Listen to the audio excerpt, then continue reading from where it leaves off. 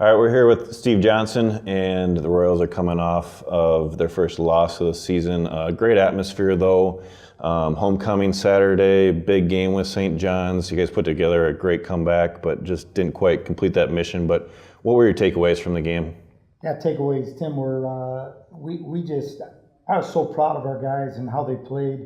Proud of Bethel. We had an atmosphere that, the place was packed. It was buzzing. Kind of rival schools and programs, and couldn't have been more fun. And then kind of hearts ripped out at the end through a pick six, and kind of ended our chances. But we played great. We really, we talked a lot about fighting adversity and kind of what's next. And even if it's good, what's next? We got to go. Got to get to the next thing. And so, open the game. They had a big long touchdown deal.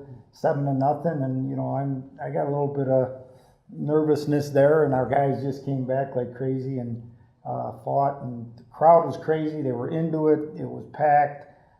Just a cool day at Bethel, and hearts are hurting, and but we'll get through it and grow from it, and that's what it's all about, and that's where we're at. Yeah.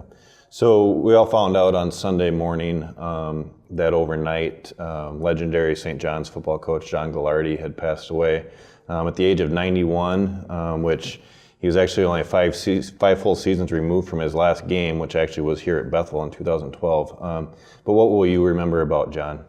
John, kind of a happy talk. When I came to Bethel, we hadn't ever beaten them, and it still took us 9 years. But St. John's and Coach Gilardi, they're kind of the benchmark in our league, and we thought that if we could ever beat those guys, that would be like unbelievable. And I think early on he wasn't real good to us. He won a lot of his landmark games here, and I think maybe even a little irritated that we weren't up to snuff. But the reason I'm even bringing that up is our relationship up till the day that he passed was one of high respect for one another, and we just, there's an awful lot of things that Coach Gilardi did in that program for that school, for our league, that's pretty admirable. And usually when you're really irritated with someone, there might be a little envy in there.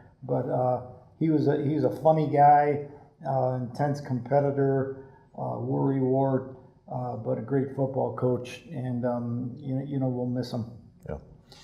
So now, for the first time this season, coming off of a loss, so what is different throughout the week in practices, meetings, just kind of the general vibe of the team coming off a loss as opposed to a win? As a coach, you get this, but you come off football's tough because you win for about 10 minutes. And you lose for a whole stinking week, and you just have to fight through that, and we're like encouraged on some things, but really bitterly disappointed. So in the mix of that, you got to speak truth to yourself, and we're talking to kids, but it's the same with the coaches.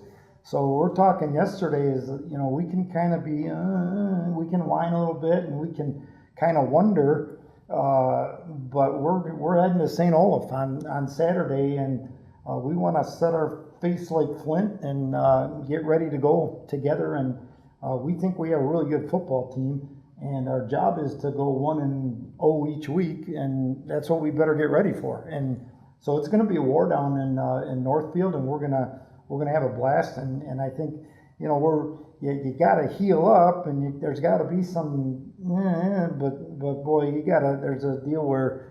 We're going to go a whimpering dog, or we're going to go a biting dog when we go down there this weekend. And, I'm choosing the other one. Yeah.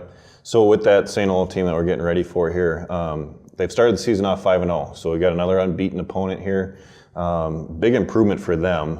Last year they were 4-6, but over the previous 4 years to that, they'd only won 6 games total. So like I said, a lot of big improvements on their side. What have you seen from them that is different and caused so much success for them this year? Yeah, Coach Killian has done a great job, and his staff. They're terrific guys they're recruiting well, but they've won those guys over, and so they've kind of changed the culture.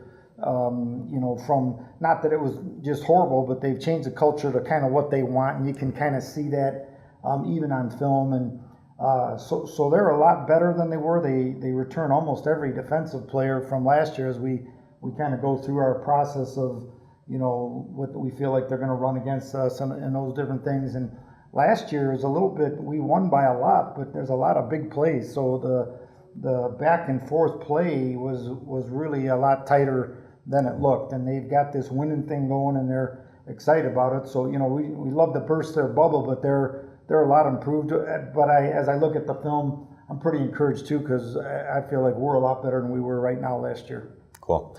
Yeah, so we'll hope to go 2-0 in Northfield this season, so good luck on Saturday. Can't wait.